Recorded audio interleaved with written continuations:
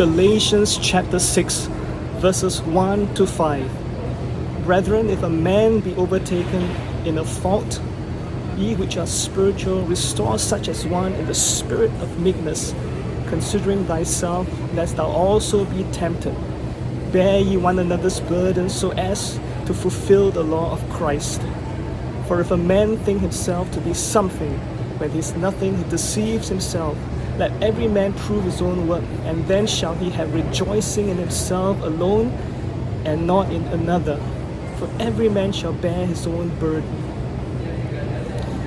We should never condone sin, nor should we fail to confront wrongdoing. However, I'm concerned that restoration is the responsibility of the church whenever there is genuine heartbroken repentance on the part of the offender. Unfortunately, the measure that many of us in the church deal with those who have fallen into temptation is abominable in the sight of God. It's contrary to the way God has instructed us to relate with them. If we attempt to destroy or judge another brother or sister who has repented and who sins under the blood of Jesus Christ, the Lamb of God, we are in essence setting our own laws, quote unquote, and standard higher than that of God's word. Actually, we ourselves are guilty of the sin of the pride of life as well as the sin of idolatry. How then should we respond to those overtaken in sin? We are to restore them in the spirit of meekness and humility. If you notice, verse 2 says, bear ye one another's burdens, and yet verse 5 says, for every man shall bear his own burden.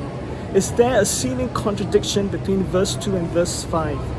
Now, while we are to share each other's loads willingly, we are not to compare ourselves with them.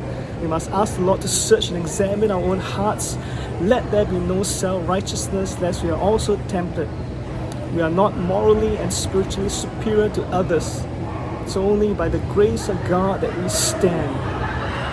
Romans chapter 5 verse 2 says, by whom also we have access by faith into this grace, wherein we stand and rejoice in the hope of the glory of God.